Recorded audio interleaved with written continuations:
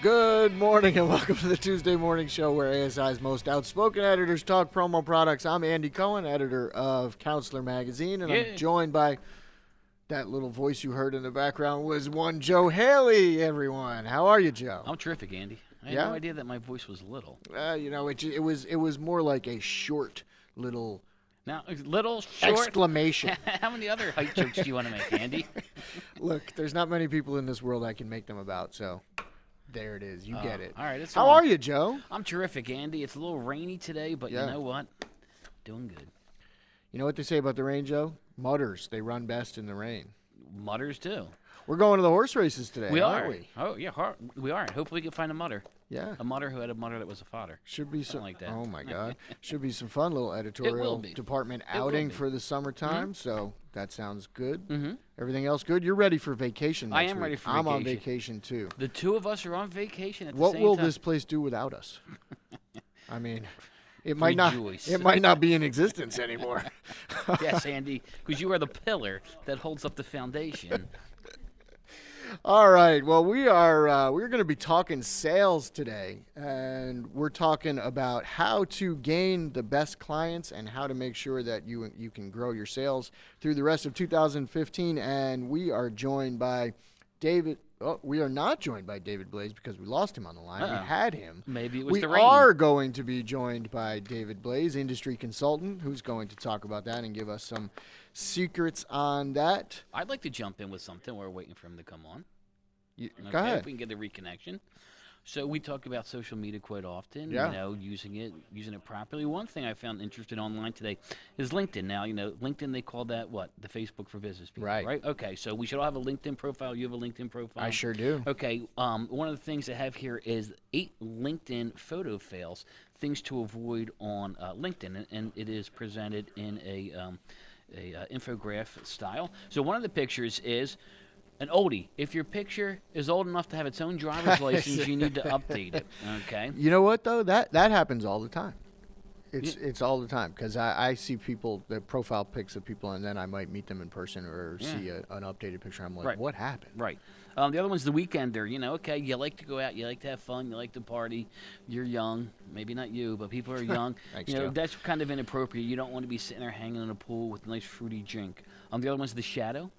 That's just bad for LinkedIn because that's the business type. The business one, You want to be a little more professional. You want your professional. So you want the business in the front and the party in the back, Mm-hmm. and you want to hide that. Yes, that's right. It's like a mullet. Your LinkedIn's the front part of the mullet. Facebook is the back part of the mullet. I see how it goes. One of the other ones is the pet lover. Yeah, you don't need to. Even though you love your cat, even though you love your dog. What's your dog's name?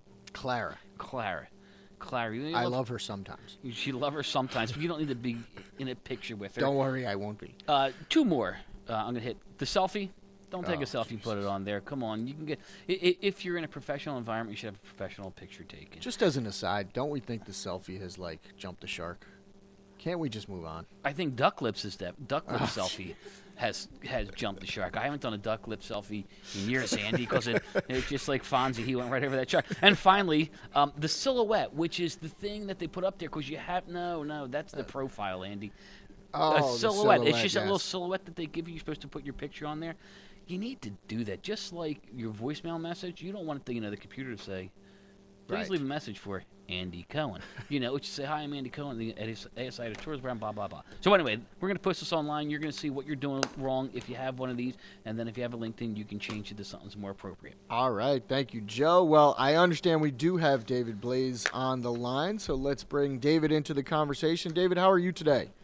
I'm doing great. Great to be here. Good. Well, thanks for joining us. As I said, we're going to be talking about sales, how to grow your revenues, how to find new customers. So why don't we just jump right into it? I know, David, you and I were talking yesterday, and you have some steps that you think are kind of fail-safe that salespeople can take and distributors can take to ensure that they're acquiring the best customers. So what are those steps? Okay, well, one of the things that we've outlined, we have a program called Top Secrets of Customer Acquisition, and this actually came about, obviously, from years in the trenches. And what ended up happening was I was doing some consulting calls with a number of different people, and I found that I was saying the same things over and over again. And I thought, well, I need to sort of systematize this so that rather than telling the same story to everyone, I can put it together in a package and get it out to everyone and they can all hear it. But the gist of it is that we've identified 6 primary steps to customer acquisition, 6 steps for bringing new customers through the door like clockwork. And it always starts with targeting, deciding which businesses specifically am I going to go after, what types of companies, what size companies, and which specific companies. And once you've done that, we've done that first step, the targeting step, then you can decide. Let me interrupt you there for a quick second. Sure. As far as targeting is concerned, how do you decide which companies to go after, which are the best targets for your business? Well, a lot of that really depends on the distributor's specialty. And so when you're looking at what defines a best customer for me, essentially you're doing sort of a quality check because it's not just about the numbers. So some of the things that you want to do, first of all, is you want to try to avoid the do-it-yourselfer because there are people in there are potential customers, not necessarily for us, but there are people who buy promotional items who are do-it-yourselfers. Mm-hmm. And they're the kind of person who, if they're going to build a deck on the back of their house, they're going to go to Home Depot and they're going to buy lumber and nails and they're going to put it together. Whereas there's another person who, if they're going to build a deck on the back of their house, they're going to get a contractor and they're going to have somebody else do the work. That's exactly where Joe and I split. I'm the one that needs to hire, and he's going to do it himself. Oh, wow. Yeah. I see. I could never do that myself. I mean, I could, but it would turn out really badly, and it would be a dangerous hazard to anyone who would go near it. That would be me too. Sorry, go ahead, David. But in other words, if Joe's a do-it-yourselfer from a promotional product standpoint, from an advertising specialty standpoint, and I'm trying to say to Joe, hey, listen, you should come to me for your ad specialties, and Joe says, you know what, I'm a do-it-yourselfer, I'm just going to go online and do it, we've got a mismatch. Right. And so that's the challenge. And so whenever, as distributors, when we're trying to get do-it-yourselfers to become the kind of person who wants to use us as a contractor, we're sort of potentially shooting ourselves in the foot every time we do it. Sure. So what comes after targeting? Okay, so after targeting, the targeting, again, is the step where we're just deciding which companies we want to go after. The next step is what I refer to as hunting and gathering. So this is determining who are the people within the organization that we actually want to approach. And, while part of the targeting step would be deciding the size of the business, the number of employees, maybe the number of cars in the parking lot, that would help us decide what kind of company we want to go after. Now, once we've identified the company, we have to say who is the person or people within the organization who has the authority to buy. Who are the advertising and marketing people, who are the executives who could potentially buy, who are the administrative assistants who will buy when the executives don't want to do it, who are the human resources people who could potentially buy. And essentially you put together this list of the people who could potentially buy from you so that you know who you're going after. Because even though it's a business-to-business thing, we're always selling to individuals. We're selling to people. So that's the next step. Sure. This is laying the groundwork. This is the least fun, least sexy part of the prospecting process, and it's a part that people like to skip, but you really can't. And so after that, after you've identified both the types of companies and the people who are at those, then where do you go from there? Okay, so then the next step is what I refer to as first contact, and it's actually sort of 2 steps for this step, is first contact and the 3x3 follow-up procedure. So first contact is, what is that first contact that they're going to have with you? Because just because I've targeted the company I decided who I'm going after, so far they haven't heard from me. So what is that first contact going to be like? And for some people, they say, I'm going to make a cold call. And, a cold call creates a certain impression. Other people say, I'm going to just stop in. I'm going to try to meet the person in person. Or maybe I'm going to go to a networking function where I believe that person is likely to be and try to introduce myself there. Some people will send some sort of self-promotion item in the mail with a cover letter to introduce themselves. So everybody, whenever you're coming into contact with a new prospect, there's some way that you're initiating first contact. And so the question is what I'm doing now, is that going to represent me as well as I can be represented? Because there's a huge difference between sending someone a nice, high-quality self-promotion item and calling them on the phone saying, hi, my name's Dave, I sell promotional items, and I'd like to set up a time to come talk to you. It's a totally different thing. Sure. And then you touched on your next step being 3x3 contact. Yeah, so the 3x3 follow-up procedure, this came about as a result of me constantly being asked, well, how much contact, how many times should I contact somebody before I give up on them? Right. And this is just sort of a guideline. I mean, it's not a you must do this exactly as I described, but you want to have your own sort of process or procedure for this. The way that I outlined the 3x3 follow-up procedure is that after you've initiated a first contact with someone, whether it's a meeting at a networking function, whether it's something you sent to them in the mail, whether it's an initial phone call, if you haven't yet qualified them in or out, you need to do some follow-up to be able to get them qualified. So what I had recommended is a series of 3 contacts over a period of a week, and then doing that over 3 weeks. So essentially, you're trying to reach the person 3 times during week 1, 3 times during week 2, 3 times during week 3. So it could be a total of 9 phone calls, or some of them could be emails, but let's say a total of 9 contacts over 3 weeks. 3 the first week, 3 the second week, 3 the third week. And the way this works is during that first week, if someone is, if you initiated contact and now you're following up, that first week you might call them, say, on a Tuesday morning. And if you get their voicemail, you don't leave a message. But then you might try back Wednesday around midday. And if you get your voicemail, you don't leave a message. But then you try again Thursday, maybe in the afternoon. So you're mixing up the days, you're mixing up the times, increasing the likelihood you'll actually get to talk to them. And then that third time, if you get voicemail, then you leave a message. And it's basically like if you had sent them something, if you sent them some sort of promotional item in the mail previously, you would reference that. So your first voicemail might be something like, "Hey Joe, it's David Blaze calling. Sent you that flashlight last week. Just wanted to make sure you got it. Give me a call. Here's my number. Look forward to talking with you. Thanks a lot." Right, so that's it. So you're referencing the thing that you sent. You're asking for a call back. And you may get a call back, you may not. So then the second week, it's kind of the same deal. If you don't hear anything back, maybe Tuesday morning, Wednesday midday, Thursday afternoon. Again, you can mix up the days, mix up the times. And then the second time, the second set, you would leave a message again, third time around. And what that would be on that Thursday afternoon, if you're doing like that, would be, "Hey Joe, David Blaze calling, sent you a flashlight a couple weeks ago, left you a message, haven't heard back from you. Please give me a call either way, let me know you got it. Thanks a lot." Okay, so you're referencing it back, you're referencing the fact that you called, and it all sounds pretty reasonable, right? Because you're sort of doing what you said you were going to do, which is if you sent them a self-promotion item in the cover letter, you would probably tell them, "Hey, give me a call, let me know you got this, otherwise I'll be in touch." So you're demonstrating that you actually do what you say that you're going to do. And then the third week, it would be sort of the same thing. Morning, midday, afternoon, over a period of 3 days. And then that third message could be something like, "Hey Joe, it's David Blaze calling, sent you a flashlight a few weeks ago, left you a couple messages, haven't heard anything back. At this point, I'm going to assume you're not interested in talking to me. If that's not the case, give me a call, here's the number. Otherwise, hope you enjoy the flashlight. Thanks a lot, take care. Bye-bye." Right? You give them the stewardess, bye-bye. Right. And so at that point, what you're doing is you're saying, okay, I'm not a total stalker. I'm not desperate for business to the point where I'm going to, just keep calling you. And that third call where you pretty much say to them, it's almost like, sort of a no soup for you kind of exit. Right.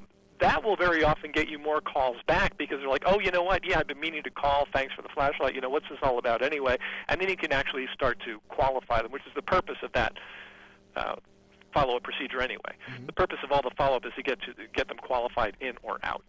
Gotcha. Okay, so that takes us through the first 4 steps of your sales process funnel, so to speak. So what are the last 2 steps in that process? Okay. Well, actually, I kind of that's actually the first 3 steps because I put first contact and 3x3 follow-up procedure together, just because a lot of times people will initiate contact, but they won't follow up. So the reason I have that as one thing is I want people to remember that after you've initiated first contact, you have to do this follow-up. So that's so first contact and 3x3 is actually step 3. Step 4 will also sound like 2 steps. That's qualification and segmentation.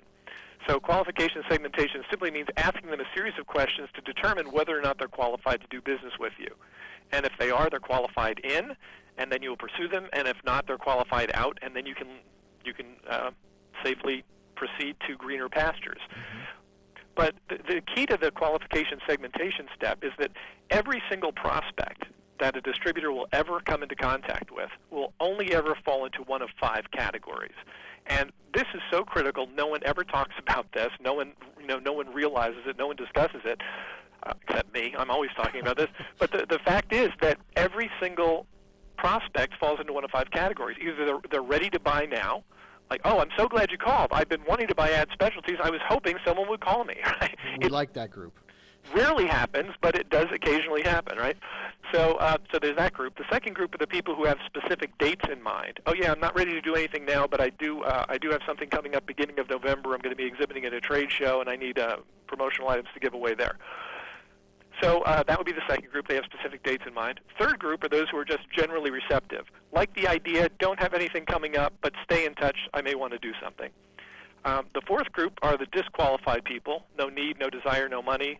Rude, obnoxious, belligerent, disqualified. And then the fifth group are the unresponsive ones, the ones that you call, you leave messages, you don't hear anything back at all.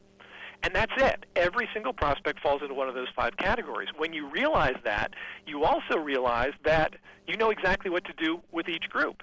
If they're ready to buy, you put together a quote, you recommend a promotion, you sell it to them. If they have specific dates in mind, you get it scheduled in your calendar to call them in advance of that event, saying, hey, I'm going to put a note here at the beginning of September to talk to this person about their trade show at the beginning of November.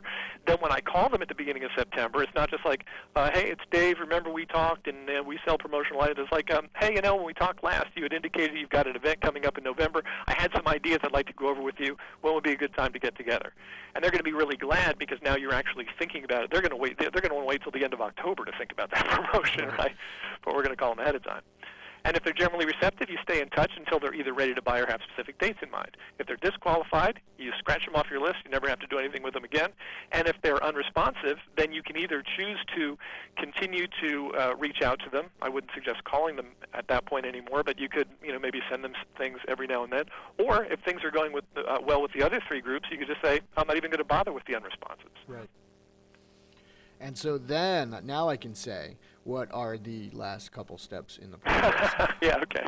So then the fifth step is is examining the metrics, is looking at the numbers and saying, okay, if I put 10 people through this process, where did they end up? How many ready to buy? How many specific dates? How many generally receptive? How many disqualified? How many unresponsive?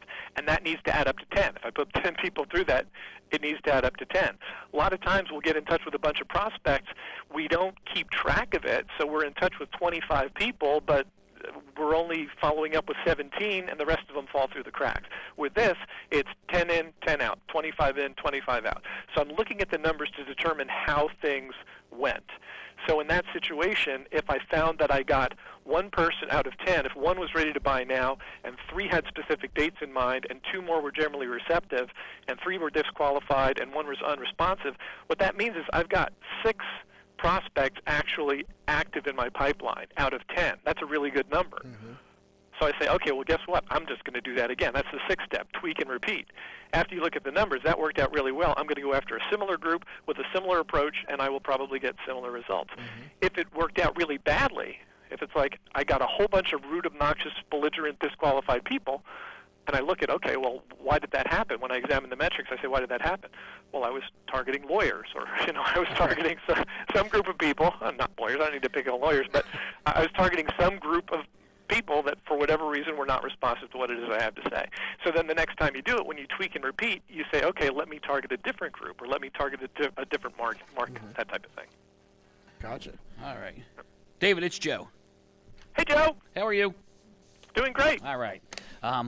What are the keys to sales success for distributors in today's increasingly competitive environment? Well, it is competitive.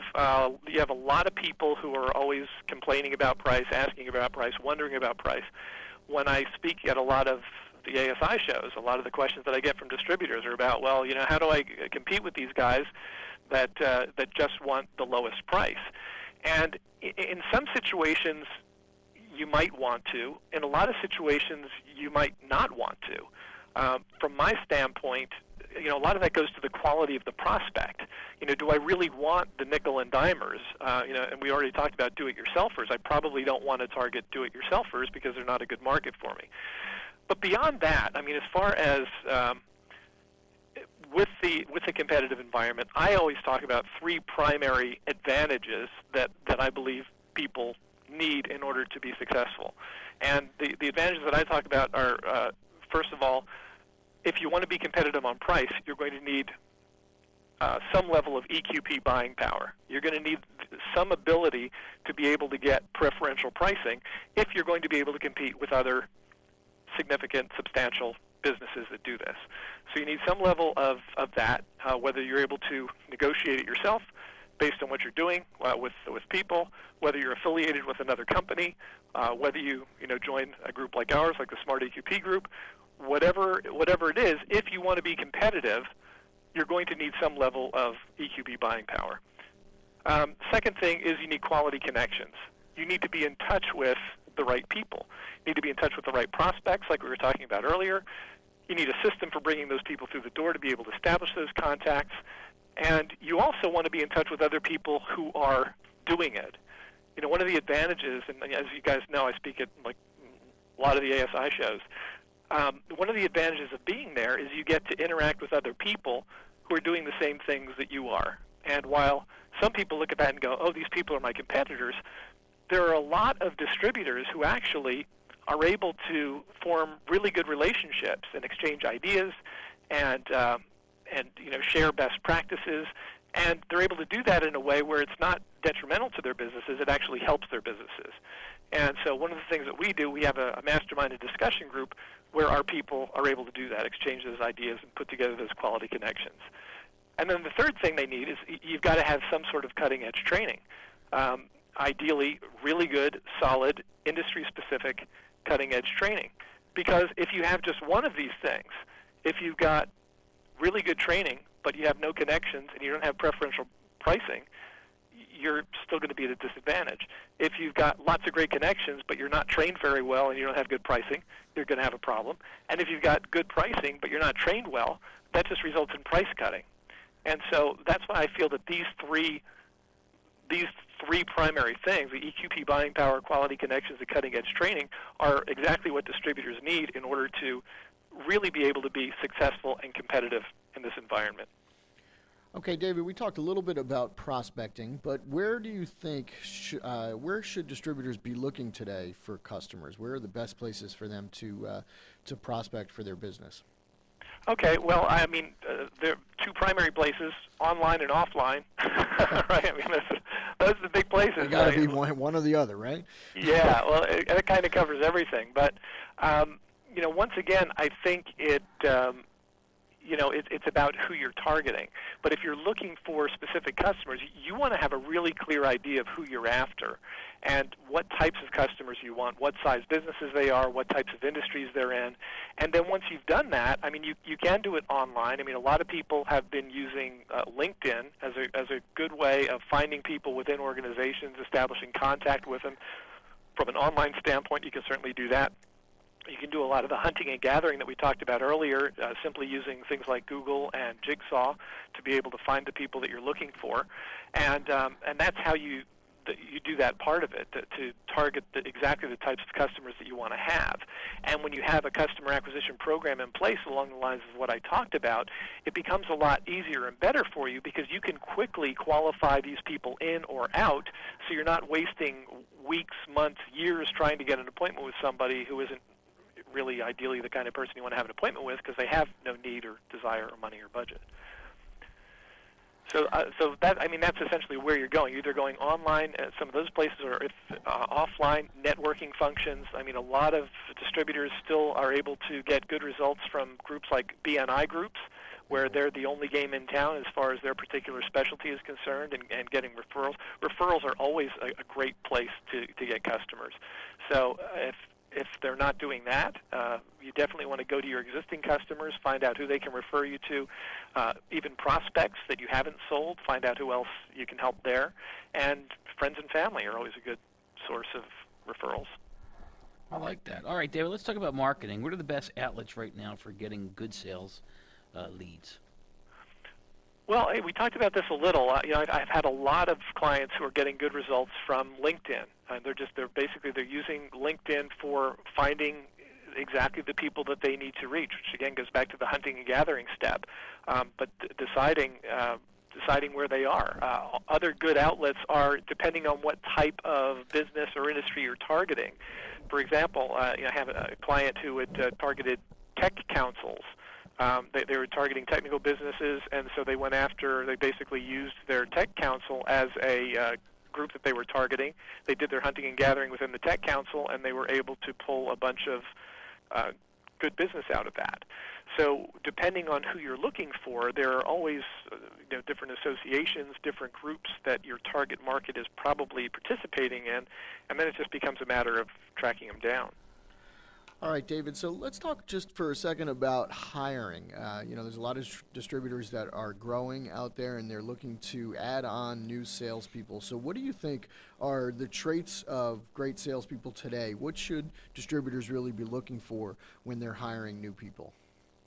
Well, at a basic level, and one of the things that I kind of talk about a lot of the 5 levels of ad specialty sales, the 5 levels of promotional product sales that every really good solid salesperson has to master.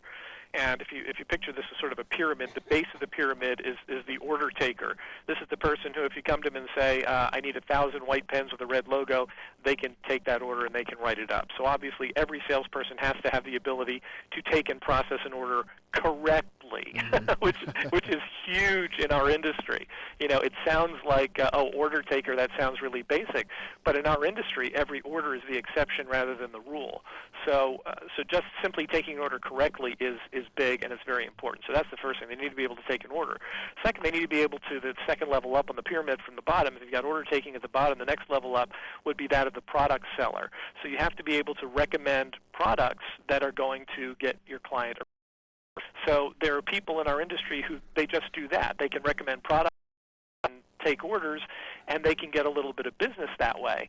But the problem is that if you're just doing that, you're limited because there are people who could probably use promotional items who don't know that they could use them because they don't quite understand that yet. So if you go to somebody who doesn't yet think they need a promotional item and say, I can put your logo on anything, what would you like me to put it on?